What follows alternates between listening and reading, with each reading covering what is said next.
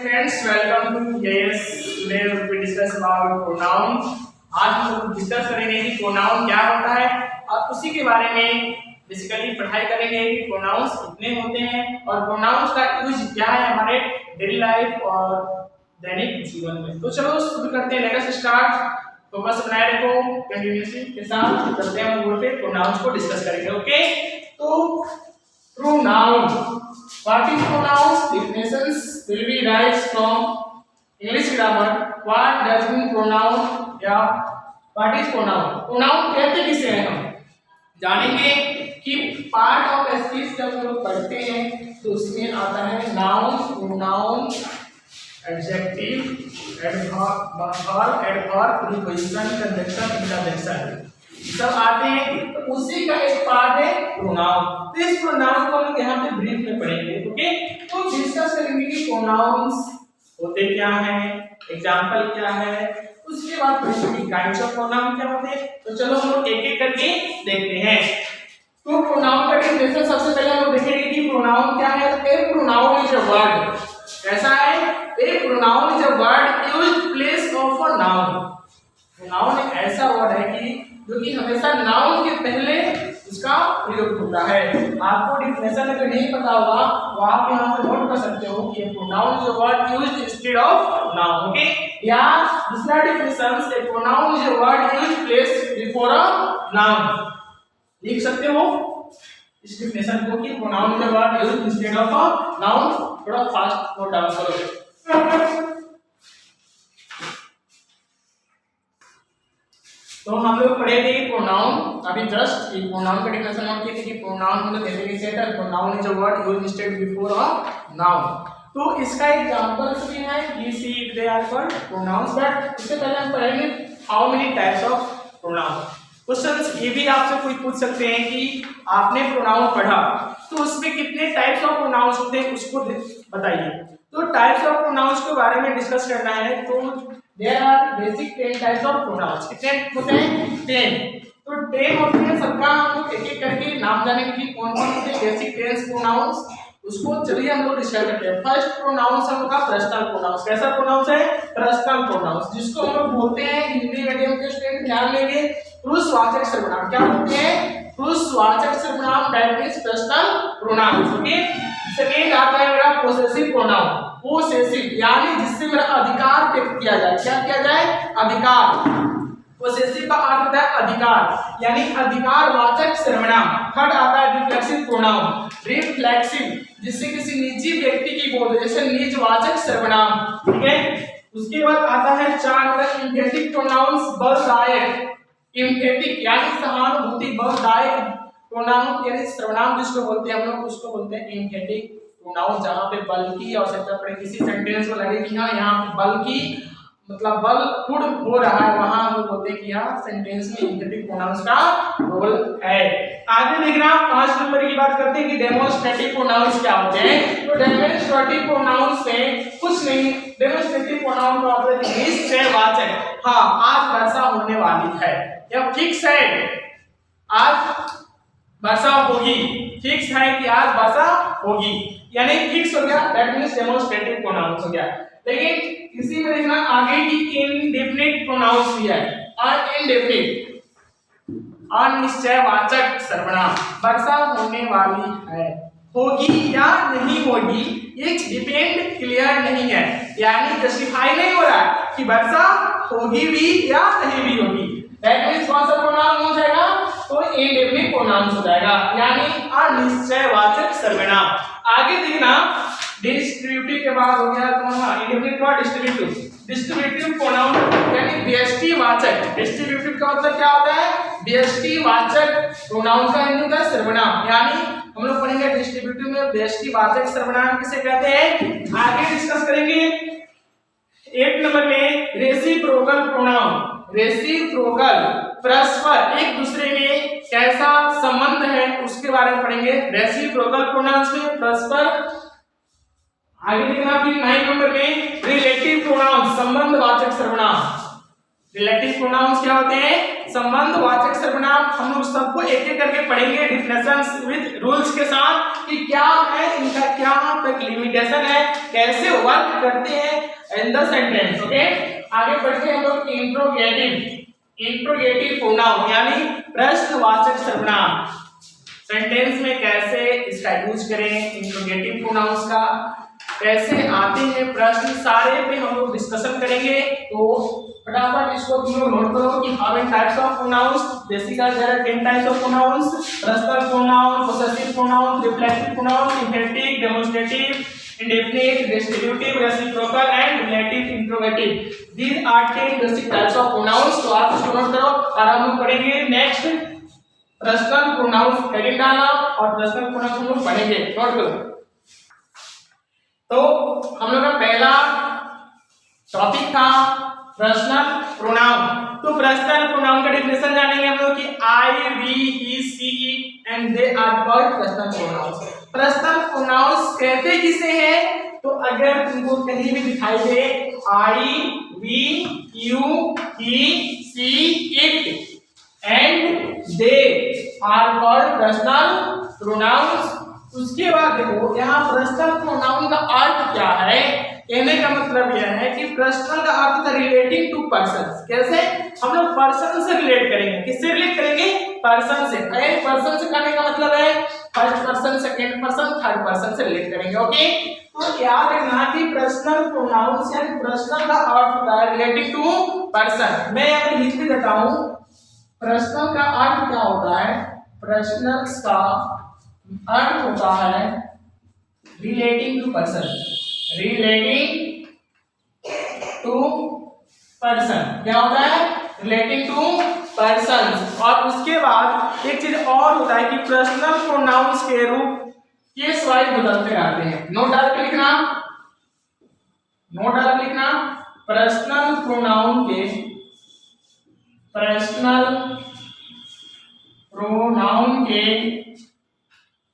रूप case wise बदलते रहते हैं। आपने केस पढ़ा होगा, इस चीज को नोट में डाल के नोट करो नोट। पर्सनल का अर्थ होता है रिलेटिंग टू पर्सन और पर्सनल प्रोनाउन के रूप हमेशा केस वाइज बदलते रहते हैं। इस बात का खास ध्यान रखना, इसको नोट करो। अगर केस नहीं समझ में आता है तो मेरे जाके पिछले वाले वीडियो को आप देख सकते हो, ठीक है। केस वहां पे केस हमने पढ़ाया है, देखो इसको नोट करो।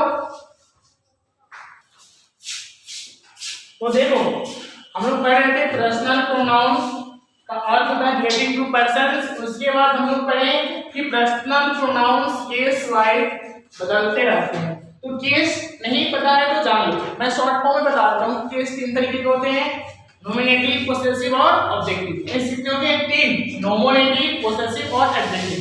तो एक नोट और डालना, नोट डाल के लिखना नोट नंबर 2, जब my, our, your, his, her, its और देयर किसी ना किसी नाउन के पहले, किसी ना किसी नाउन के पहले अगर आते हैं तो ये सब एडजेक्टिव की तरह कार्य करते हैं। किसकी तरह कार्य करते हैं? एडजेक्टिव की तरह कार्य करते हैं। इसलिए इसे पोसेसिव एडजेक्टिव कहा जाता है। और एग्जांपल लिखना, this book is mine, this book is.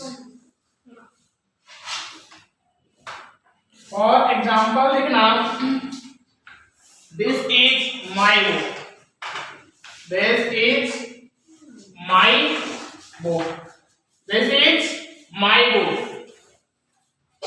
His father is a teacher, his father is a teacher, his father is a teacher, his father is a teacher. There, note करो, those are your book. यहाँ देखना, 2 examples दिया हुआ है, this is my book, his father is a teacher. तो यहाँ मैंने लिखा कि जब माय, आवर, योर क्या ध्यान से सुनना बातें को, जब my, our, your, his, her, its और देयर किसी ना किसी नाउन के पहले अगर आते हैं, नाउन के पहले आते हैं तो ये सब एडजेक्टिव की तरह कार्य करते हैं, इसलिए पोसेसिव एडजेक्टिव कहते हैं। ठीक है ना? दिस इज माई बुक यहाँ है, माई यहाँ है। माई के बाद क्या है? बुक है। बुक क्या है? नाउन है, तो नाउन के पहले क्या है? माई है। यानी अगर किसी न किसी नाउन के पहले अगर ये आते हैं, किसी न किसी नाउन के पहले अगर ये आते हैं तो ये सभी के सभी पॉसेसिव एडजेक्टिव कहलाते हैं और ये एडजेक्टिव की तरह कार्य करते हैं। नोट डाउन करो फास्ट। हम लोग पढ़े हैं अभी पर्सनल प्रोनाउंस, और पर्सनल प्रोनाउंस में पढ़े हैं कि रिलेटिंग टू पर्सन्स क्या होता है, कैसे रिलेट करते हैं, कैसे उसका रूप बदलता है केस वाइज। और इसमें हम ये भी देखेंगे, ध्यान में एक नोट डालो, लिखना नोट डालो, नोट नंबर 3 में लिखना कि जब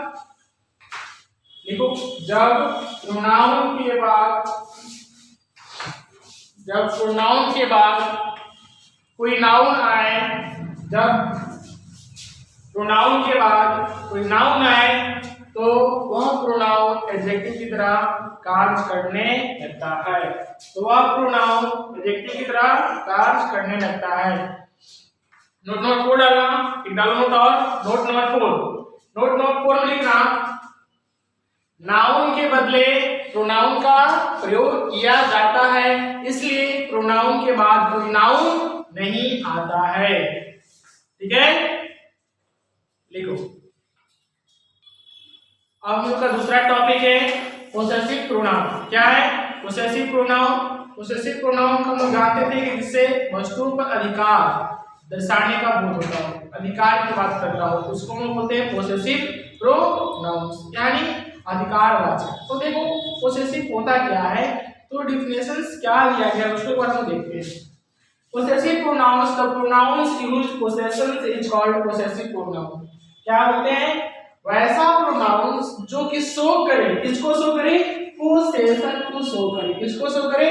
पोसेशंस is called the possessive pronouns. For example mine, ours, your, her, his and their, it is here called possessive pronoun. For example मैं देता हूँ सेंटेंस का, this book is mine, this book is mine, I am mine, यानी यह book मेरा है। this book is mine, यह book मेरा है। मैं यहाँ पे अधिकार व्यक्त कर रहा हूँ कि यह बुक मेरा है। मैं बोल सकता हूँ कि this marker is mine, यह मार्कर मेरा है। मैं बोल सकता हूँ this shirt is mine, यानी यह मेरा एक शर्ट है। यानी अधिकार से होना चाहिए, ठीक ना? यह शो करता है हमेशा किसी न किसी वस्तु पे अधिकार, यह मेरा है, ठीक ना? तो एग्जांपल में ना दिस बुक इज माइन, ठीक है? और नोट डाल के लिखना, एक नोट करो इसको। तो बोले नोट डालो, एक कितना नोट डालोगे? 500, 1000, 2000, जितना मन करे उतना डालो। नोट लिखो। हिज एक ऐसा शब्द है, हिज एक ऐसा शब्द है जो कि तुम्हारा पोसेसिव एडजेक्टिव भी है और पोसेसिव प्रोनाउन भी है, ठीक ना?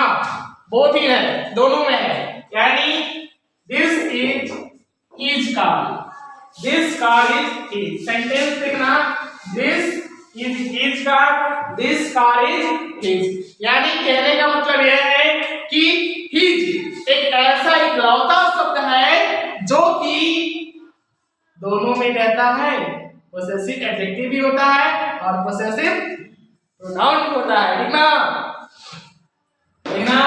जैसे यहाँ पे एक चीज मैं पूछना चाहता हूँ तुम सबसे कि यहाँ बताना पोसेसिव एडजेक्टिव और पोसेसिव प्रोनाउन कैसे है। तो मैं तुमको जस्ट अभी के अभी कंसेप्ट लिखाया हूँ कि दिस इज हिज कार, यानी जब कोई प्रोनाउंस, जब कोई न प्रोनाउंस दिस इज कार, यानी नाउन के पहले कोई अगर प्रोनाउन आता है, कोई प्रोनाउन आता है, जैसे चीज क्या है, प्रोनाउन है, अगर वह नाउन के पहले आता है तो उस प्रोनाउन को एडजेक्टिव में चेंज कर देता है। किसमें कर देता है? एडजेक्टिव में चेंज कर देता है, यानी पूरे के पूरे एडजेक्टिव में उसको बदल देता है। उस प्रोनाउंस को क्या चीज में बदल देता है? एडजेक्टिव में बदल देता है। सो दैट यहाँ पे कार क्या है? नाउन है, यहाँ पे क्या हिज प्रोनाउन है। इस कार के चलते हिज में किसमें बदल गया? किसमें बदल गया? बोलो। यह बदल गया पूरे के पूरे पोसेसिव एडजेक्टिव में। क्लियर? चलो आगे देखते हैं। दिस कार इज हिज, ठीक है, this car is that is called possessive pronouns. तो नोट करो। तो तीसरा है रिफ्लेक्सिव प्रोनाउंस। क्या है? Reflexive pronoun. अब देखना, रिफ्लेक्सिव प्रोनाउंस किसको बोलते हैं? The pronouns myself, ourself, yourself, yourself, himself, herself, itself and themselves are called reflexive pronouns. अगर ये words कहीं भी दिख जाए सेंटेंस में, कहीं भी दिख जाए सेंटेंस में, तो हम समझेंगे हमेशा रिफ्लेक्सिव प्रोनाउंस की बात हम लोग कर रहे हैं।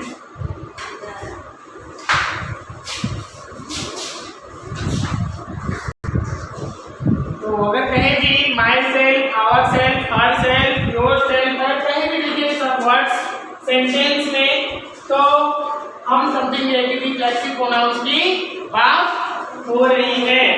यानी आप देखो, उसमें पता कैसे चलेगा कि हमारा रिफ्लेक्सिव प्रोनाउंस ही है? तो एक वर्ड में लिखा है यहाँ पे, when the actions done by the subject। क्या? when the action done by the subject. तो अगर सब्जेक्ट के द्वारा एक्शंस होता है, यानी अगर करता पर खुद का असर पड़ता है, तो कौन सा प्रोनाउन?